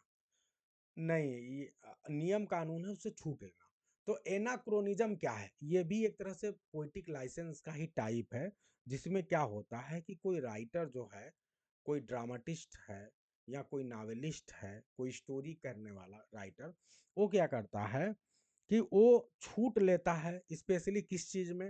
हिस्टोरिकल इवेंट्स में, हिस्टोरिकल रिप्रेजेंटेशन में, हिस्टोरिकल रिप्रेजेंटेशन में। क्योंकि जब पोएट किसी चीज को लिखता है, ड्रामाटिस्ट है या नावलिस्ट है, जब भी वो कोई वर्क को लिखता है, तो एक तरह से वो फिर से हिस्ट्री को रिप्रेजेंट करता है, चीज को दोबारा बताने की कोशिश करता है। तो जब आप वो हिस्टोरिकल रिप्रेजेंटेशन करता है, तो कई बार वो हिस्टोरिकल रिप्रेजेंटेशन में भूल कर देता है। क्या कर देता है? भूल कर देता है। अब कई बार वो भूल जानबूझ के भी हो सकता है, और कई बार गलती से भी हो सकता है। लेकिन वो भूल जो करता है, अगर वो भूल कैसे हो, गलत तरीके से हिस्ट्री को रिप्रेजेंट करे, तो उसी को हम बोलेंगे एनाक्रोनिज्म। कैसे? अब इस बात को बताता हूं। जैसे जूलियस सीजर का आपको एग्जांपल देता हूं, जूलियस सीजर का। जूलियस सीजर में जो घड़ी यूज की गई है, जूलियस सीजर आप सभी को बहुत पता है कि बहुत पुराना, कितने समय का प्ले है, कितना बीसी, है ना? ईसा मसीह से पहले के समय का प्ले लिखा गया है जूलियस सीजर। उस समय की घटना है। उस समय क्लॉक का आविष्कार नहीं हुआ था, घड़ी का आविष्कार नहीं हुआ था जो घंटा बजाती है, ठीक है। लेकिन जूलियस सीजर ने क्या कर दिया, एलिजाबेथन वाली जो घड़ी है वो यूज कर दिया जूलियस सीजर में। अब ये गड़बड़ हो गया कि नहीं हो गया? यानी हिस्ट्री की किसी भी चीज को गलत तरीके से रिप्रेजेंट कर दिया गया। क्लियर है आप सभी को? तो ये हो गया एनाक्रोनिज्म का एग्जाम्पल। एक और एग्जाम्पल देता हूं आपको, ऐसे एग्जाम्पल दे रहा हूं जैसे सपोज करो एक मूवी बन रही है, ठीक है, मूवी बन रही है, और इस समय की मूवी जैसे आप लोग को, अच्छा चलो, आदि पुरुष मूवी आप लोगों ने देखा है ना, आदि पुरुष मूवी। हम्म। अगर कोई मूवी है उसमें कहानी है रामायण की, और उस समय के हीरो हीरोइन जो हैं ऐसे परिधान पहने, ऐसे कपड़े पहने जो कि अभी मॉडर्न टाइम का कपड़ा हो, तो ये क्या होगा? एनाक्रोनिज्म। ठीक है। जिन्स रामचंद्र जी को जींस पैंट पहनवा दो, ठीक है, तो वो एनाक्रोनिज्म हो जाएगा, ऐसे समझ लो। ठीक है। तो ये सारी चीजें जो है एनाक्रोनिज्म में आएगा। इसी प्रकार से आप लोग को एक एग्जांपल और दे रहा हूं जो आपके एग्जाम में आएगा, वो देख लो। Antony and Cleopatra. Antony and Cleopatra बहुत ही फेमस प्ले है शेक्सपियर का। आप में से अगर कोई बता दे तो मुझे अच्छा लगेगा। ये बताओ एंटनी एंड क्लियोपाट्रा में एनाक्रोनिज्म कैसे है? अगर ये आप बता देते तो मुझे बड़ा अच्छा लगता, लेकिन कोई बता नहीं पा रहा। This is the matter of sadness.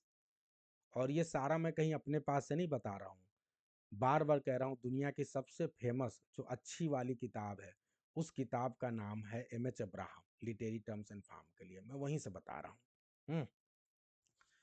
अब जब आप आते हैं, बिल्कुल अनीता पांडे के लिए तालियां हो जाए। अब बताओ एंटनी एंड क्लियोपाट्रा की कहानी ये भी कब की है? जीसस क्राइस्ट से पहले के समय का है। ठीक है। उस समय में इन्होंने जो हीरोइन क्लियोपाट्रा है उसको ड्रेस कैसा पहनाया है? एलिजाबेथन ड्रेस पहनाया है। तो जो कोरेसेट वर्ड लिखा गया ड्रेस, यानी ड्रेस जो पहनाया वो एलिजाबेथन समय का परिधान पहना दिया, जबकि तुमको पहनाना है आज से 4000 साल पहले का। तो गड़बड़ कर दिए कि नहीं कर दिए? तो ये है भैया मामला। आई hope I am very clear, सबको एकदम डीपर से डीपर लेवल पे कॉन्सेप्ट समझ में आ रहा है। एक बार फिर से दिल से मुस्कुरा के बोलो भाई, आनंद आ रहा है कि नहीं, समझ में आ रहा है कि नहीं?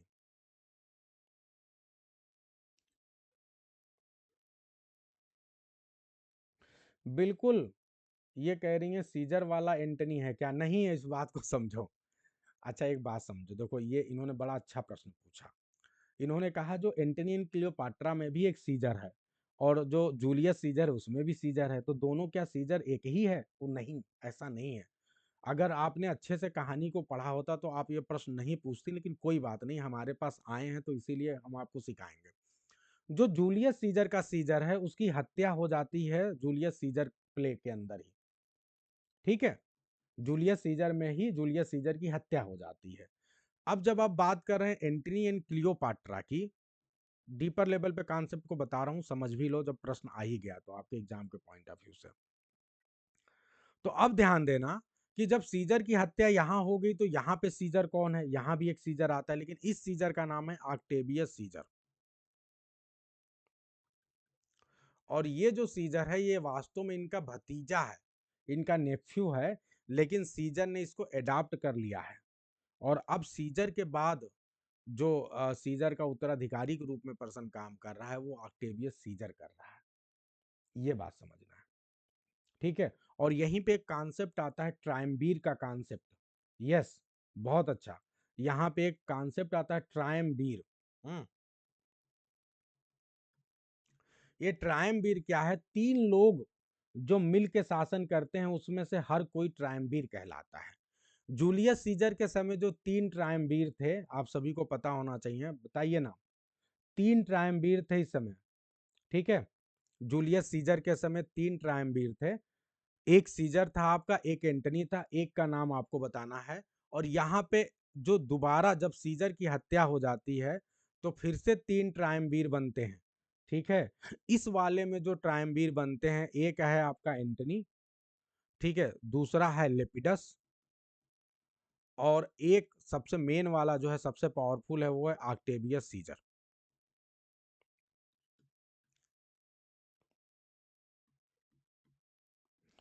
अब मैं आ जाता हूं, आप जो प्रश्न पूछ रही थी एकदम सही प्रश्न पूछ रही थी प्राप्ति। मैं आपको गलत तरीके से आपके प्रश्न को लिया, लेकिन जो जानकारी दिया हूं वो बड़ी इंपॉर्टेंट जानकारी है, तो उस जानकारी को समझना आप सभी को। ठीक है। तो ये मैंने आपको ट्रायम्बीर का जो कॉन्सेप्ट दिया, याद रखेंगे आप लोग। दो ट्रायम्बीर बने थे। ठीक है। पहला वाला ट्रायम्विर जो है जूलियस सीजर के समय था, जिसमें सबसे पावरफुल जो था वो था सीजर। ठीक है, जो दूसरा वाला ट्रायम्विर बना, इस वाले ट्रायम्विर में ये तीनों का नाम याद रखना है, क्योंकि तीनों प्ले के पार्ट हैं। यहाँ पे मैंने और के नाम इसलिए नहीं बताया क्योंकि प्ले का पार्ट केवल जूलियस सीजर है। यहाँ पे जो तीनों ट्रायम्विर हैं, इसमें लेपिडस है, एंटनी है एंड ऑक्टेवियस सीजर है। और ये सही बात है कि यहाँ पे जो जूलियस सीजर है, जूलियस सीजर के साथ जो एंटनी है, वही सेम एंटनी जो है आपको दोबारा भी मिलता है दूसरे वाले इसके प्ले में, जो कि इसका क्या है, सिक्वेल है। क्या है, सिक्वेल है। यानी जूलियस सीजर में जो घटनाएं घटती हैं, ठीक उसके बाद की जो घटनाएं हैं वो आपको एंटनी एंड क्लियोपाट्रा में दिखाई पड़ता है। Am I clear to everyone? Prapti, अभी आपका सारे प्रश्न के जवाब मिल गए, क्लियर है? हाँ, मैं समझ गया कि मैं थोड़ा सा भटक गया हूँ, लेकिन मैंने कहा ये जानकारी सबको मिल जाए। ठीक है, आई होप कि सभी को बहुत सी चीजें क्लियर हो गई होंगी। तो जूलियस सीजर में भी ट्रायम्विर है और एंटनी क्लियोपाट्रा में भी ट्रायम्विर है। ध्यान रखना, ये दोनों ट्रायम्विर बहुत इंपॉर्टेंट है। अभी रीता ने थोड़ी देर पहले बताया, तो इसे भी आप लोग नोट ही कर लें। जो जूलियस सीजर में तीनों ट्रायम्विर हैं, उनके नाम याद कर लें। एक है क्रैसस, दूसरा जूलियस सीजर है, और तीसरा है पाम्पी। ये तीनों ट्रायम्विर याद अभी का अभी तुरंत याद होना चाहिए, तुरंत नोट करिए, तुरंत याद हो। तो जो पहले ट्रायम्विर हैं वो आपके ये तीन हैं, जो सेकंड ट्रायम्विर हैं वो आपके लेपिडस, एंटनी एंड ऑक्टेवियस है। पहले ट्रायम्विर में सबसे ज्यादा पावरफुल जूलियस सीजर है, दूसरे ट्रायम्विर में सबसे ज्यादा पावरफुल है ऑक्टेवियस सीजर। ये दोनों ध्यान रखना है आपको, ठीक है। जो एंटनी है वो जूलियस सीजर वाला ही एंटनी है, ठीक है। हाँ, लेपिडस बहुत वीक है दूसरे ट्रायम्विर में, सबसे वीक वही है। अब एक बात और सभी आप सभी को बता दे रहा हूं कि थोड़ा सा एक बात ध्यान रखना कि बहुत बार ये कहा जाता है, एक बहुत ही फेमस प्ले है, अब यहीं पे बात हो गई कि एक प्ले और है जो कि लिखा गया है। अब आपको बताना है जूलियस सीजर ने ही लिखा है क्या, जिसका नाम है सीजर एंड क्लियोपाट्रा। कोई बता सकता है? ये भी एक प्ले लिखा गया है, Caesar and Cleopatra. Can anyone tell? तो ये जो प्ले सीजर एंड क्लियोपाट्रा लिखा गया है, ये लिखा गया है जीबी शाह के द्वारा, जो कि बहुत बड़े ड्रामाटिस्ट हैं, ध्यान रखिएगा, जीबी शाह। ठीक है, और उस प्ले में यह बताया गया है कि जूलियस सीजर और क्लियोपाट्रा के बीच में संबंध थे, और ये सच है एकदम, इसमें कोई झूठ की बात नहीं है। ऐसा कहा जाता है कि क्लियोपाट्रा जो है एक बहुत ही शानदार किस्म की महिला थी, जिसके अंदर ये था कि ये किसी भी पुरुष को अपने वश में कर सकती थी। तो इसने जूलियस सीजर भी इनका दीवाना था, क्लियोपाट्रा का। ठीक है, उनसे भी इनके प्रेम प्रसंग थे।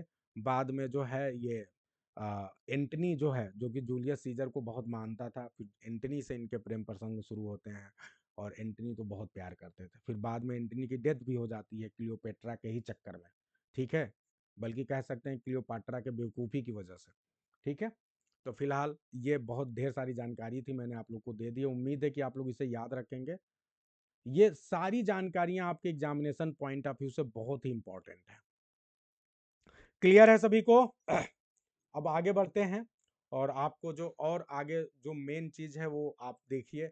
जो जेरार्ड मैनली हॉपकिंस हैं, ऐसा माना जाता है कि पोइट्री के ये बहुत बड़े, बहुत कम इनके जीवन के बारे में ना आप लोग को बहुत कम पता चलता है। इनके लाइफ टाइम में इनके वर्क को पब्लिश नहीं किया गया, इन्होंने खुद पब्लिश नहीं किया, क्योंकि ये पृष्ठ थे, और पृष्ठ लोग को माना जाता है कि उनको प्रशंसा नहीं चाहिए, उनको तारीफ नहीं चाहिए, उनको फेम नहीं चाहिए। इसीलिए इन्होंने अपनी लाइफ टाइम में अपनी पोइट्री को पब्लिश ही नहीं किया। इनके बहुत से पोइट्री जल गई, खत्म हो गई। लेकिन उसके बाद जब इनकी डेथ हो गई, तो इनके एक मित्र थे जिनका नाम था रॉबर्ट ब्रिज, उन्होंने इसके पोयम को, इनके पोयम्स को पब्लिश कराया था। और माना जाता है कि इंग्लिश पोइट्री में ये सबसे बड़े क्रिएटिव राइटर थे, जिन्होंने बहुत ज़्यादा यूज किया है, आर्केइक डायलेक्ट्स को यूज किया है, पोइटिक लाइसेंस का बहुत ही शानदार यूज किया है। ठीक है, और कर्टल सानेट तो आप लोग भूलिएगा नहीं। जो कर्टल सानेट का जो कॉन्सेप्ट है वो इन्होंने ही दिया था, 10.5 लाइन का। ठीक है, 10.5 लाइन का, जिसे कभी कभी 11 लाइन भी बोलते हैं। सोनेट में 14 लाइन होते हैं, लेकिन इन्होंने 11 लाइन और 10.5 लाइन का कॉन्सेप्ट इन्होंने ही दिया था। आई hope I am very clear, सभी को एक एक बात समझ में आ रही है ये सारे एग्जामिनेशन पॉइंट ऑफ व्यू से क्वेश्चंस हैं और ये बहुत बार आपके एग्जाम में पूछे जा चुके हैं। ठीक है, ये जो मैंने आपको एनाक्रोनिज्म का जिक्र बताया, देखो ये यहाँ पे दिया है, ये सब मैं पहले ही आपको बता चुका हूँ, सब कुछ मैंने आपको पहले ही बता दिया। ठीक है, I hope I am very clear, एकदम बढ़िया से आनंद आ गया होगा। अब सबसे लास्ट में आपको बता दूं कि जो पोएट्री है, जितने भी पोएम्स हैं उनको दो प्रकार से आप डिवाइड कर सकते हैं। एक होता है ऑब्जेक्टिव पोएट्री और दूसरा क्या होता है भैया, सब्जेक्टिव पोएट्री। क्लियर है? ऑब्जेक्टिव का मतलब क्या समझते हैं? ऑब्जेक्टिव का मतलब क्या हुआ, जहां आपके खुद का इन्वॉल्वमेंट ना हो। जब किसी पोइट्री को पढ़ा जाए और उसके राइटर, उसके क्रिएटर के बारे में कुछ भी ना पता चले, तो उसको बोलते हैं ऑब्जेक्टिव पोइट्री। और सब्जेक्टिव पोइट्री उसे बोलते हैं जब आप किसी पोयम को पढ़ें और उसमें उस राइटर के बारे में पता चले, उसके मनोभावों के बारे में पता चले, तो उसे सब्जेक्टिव पोइट्री बोलते हैं। बहुत अच्छा, नीलम जी ने एग्जाम्पल दिया रामायण। जब आप रामायण पढ़ते हैं तो क्या आपको एक बार भी पता चलता है कि वाल्मीकि जी कौन थे? बिल्कुल नहीं, क्योंकि वहां पे वाल्मीकि जी की कोई बात नहीं है, वहां पे एक करेक्टर की बात है जो कि वाल्मीकि जी बिल्कुल नहीं थे। ठीक है, तो इसी प्रकार से अगर मैं आपसे पूछूं कि अगर आप लोगों ने डचेज ऑफ माल्फी पढ़ा है, सॉरी क्या है भाई वो, क्या है, ड्यूक ऑफ फेरारा किसमें है?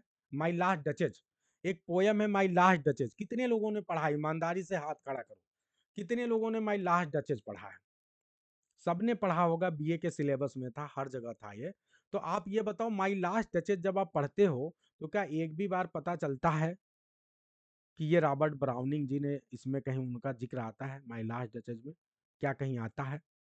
नहीं आता है, क्योंकि रॉबर्ट ब्राउनिंग बात ही नहीं कर रहे हैं। उसका जो स्पीकर है वो ड्यूक ऑफ फेरारा है, जो कि ड्यूक है। वो अपनी पत्नी के बारे में बताता है, किस प्रकार उसके लिए रिश्ता आया है, नया रिश्ता, और जिसके साथ नया रिश्ता आया उसको अपनी पुरानी पत्नी के बारे में बताता है, कैसे वो मुस्कुराती थी, जिसको देखो उसी को देख के हंस देती थी, तो मैंने उसकी हंसी को हमेशा के लिए खत्म कर दिया है। तो ये सारी चीजें, तो क्या है भैया, तो सब्जेक्टिव ऑब्जेक्टिव पोइट्री में अंतर है कि जब भी सब्जेक्टिव पोइट्री पढ़ेंगे तो आप राइटर की फीलिंग तुरंत दिखेगी, ऑब्जेक्टिव में नहीं दिखेगा। ठीक है, ये बात है भैया। अब सब्जेक्टिव ऑब्जेक्टिव के दो प्रकार हैं, सब्जेक्टिव ऑफ पोएट्री और ऑब्जेक्टिव पोएट्री के दो प्रकार हैं। नीलम जायसवाल जी कह रही कि वर्ड्सवर्थ की पोएट्री ऑब्जेक्टिव पोएट्री है। यहीं पे नीलम गड़बड़ हो जा रही हो आप। जितने भी रोमांटिक पोएट्स हैं उनकी पोएट्री ज्यादातर सब्जेक्टिव पोएट्री है, ऑब्जेक्टिव बहुत कम है। ठीक है, तो अच्छी तरह से याद रखिएगा, रोमांटिक राइटर्स की जो पोएट्री है वो सब्जेक्टिव ही है। अब यहां पे आ जाइए, ऑब्जेक्टिव पोएट्री और सब्जेक्टिव पोएट्री को डिवाइड किया गया है, ये याद रखना आप सभी को। आपके एग्जाम में क्वेश्चन पूछा जा सकता है कि भैया ये बताओ कि इसमें से कौन ऑब्जेक्टिव पोएट्री नहीं है, कौन सब्जेक्टिव पोएट्री नहीं है। तो याद रखना, ballad objective, epic objective, mythical romance objective, dramatic monologue objective, limerick objective. और सब्जेक्टिव आपके कौन है? लिरिक है, ओड है, एलिजी है, आइडल है, सोनेट है, एपिस्टल है। ये सब सब्जेक्टिव पोएट्री के एग्जाम्पल है। क्लियर है सभी को?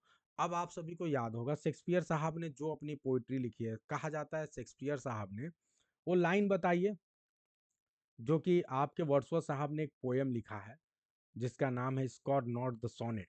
देखते हैं कौन बता रहा है, अगर नहीं बता पाओगे तो मुझे गुस्सा ही आएगा। स्कॉट नॉट द सोनेट में वर्ड्सवर्थ साहब ने शेक्सपियर के लिए क्या लाइन यूज की है सोनेट से रिलेटेड? Can anyone tell? जो ये दिखाता है कि शेक्सपियर साहब ने सोनेट में अपने अपने आप को खोल के रख दिया है। विद दिस की तो आधा है, ये की क्या होता है? की का तो मतलब सोनेट है। पूरी बात बताइए। यस, ये वाली लाइन, छाए के लिए तालियां हो जाए। विद दिस की शेक्सपियर अनलॉक्ड हिज हार्ट। यही वह की है जिससे शेक्सपियर ने अपने हृदय को खोल के रखा। जब आप शेक्सपियर के ड्रामाज को देखते हैं तो शेक्सपियर के ड्रामाज में क्या हमें शेक्सपियर के बारे में कोई जानकारी मिलती है? नो, क्योंकि शेक्सपियर का ड्रामा जो है वो पूरी तरह से ऑब्जेक्टिव है। लेकिन जब शेक्सपियर के आप सोनेट्स को पढ़ते हैं तब जाके आपको शेक्सपियर के बारे में कुछ डीपर लेवल पे जानकारी मिलती है कि कोई डार्क लेडी थी, अलग अलग बात लोग डार्क लेडी में के बारे में बोलते हैं, फिर यूथ के बारे में कहते हैं, क्योंकि वहां पे वो पर्सनल लाइफ की बात कर रहे हैं। ठीक है, I hope I am very clear to everyone. ये भी आपके एग्जाम में आ चुका है विद दिस की वाला। तो आज की क्लास यहीं पे मेरे ख्याल से रुकना चाहिए। और जो अगली क्लास होगी उस क्लास में हम सबसे पहले तो पढ़ेंगे मीटर, और क्या पढ़ेंगे, स्टैंजा फॉर्म पढ़ेंगे, और उसके बाद हम पोएट्री के डिफरेंट टाइप्स को पढ़ेंगे। ठीक है, तो क्या आज की क्लास यहीं पे बंद किया जाए? सभी को आनंद आया बढ़िया से? आनंद आ रहा है भाई? क्या प्रेम जी क्लास में जुड़े हुए हैं अभी? सिर्फ आनंद ही नहीं आना है, इसको याद भी करना है। ठीक है, याद भी करना, ये अभी अभी। ठीक है, जितना आपको पढ़ा दिया, आप लोग कितने लोग ऐसे हैं जो कहेंगे कि सर हमें 100% याद हो गया? क्या आप में से कोई कह सकता है 100% याद हो गया है? याद होना ही चाहिए, क्योंकि ये चीज आप बहुत बार पढ़ चुके हैं। अब तो फाइनल हमें याद करना है, तो अब क्लास ही में सारा याद होना है। ठीक है, याद हो जाना चाहिए। ठीक है, 85 तक चलेगा। 75 से 100 के बीच में आपका याद होना मेरे को कोई दिक्कत की बात नहीं, लेकिन इससे कम याद हो रहा है तो दिक्कत की बात है। 75 से 100 याद ही हो जाना चाहिए क्लास में ही, क्योंकि ये आपको मैंने एक हफ्ते से इसी पे आपको टेस्ट करवाया जा रहा है। ठीक है, अब इससे ज़्यादा क्या चाहिए? और फिर इसी को मैं पढ़ा भी रहा हूँ। ठीक है, चलिए, तो सभी को गुड नाइट। आप सभी से मिलते हैं क्लास के बाद अगली क्लास में। ठीक है, तैयार रहिएगा, खूब बढ़िया से पढ़ के आइए। सभी को गुड नाइट। और फीडबैक देना आप लोग भूल गए हैं, आधे तो चले गए हैं। ठीक है, फीडबैक आप लोग को देते रहना है ताकि फीडबैक को लगाया जा सके। थोड़ा भी आनंद आए, फीडबैक दो। ठीक है, केवल 5 फीडबैक लगाए जाएंगे। सभी को गुड नाइट।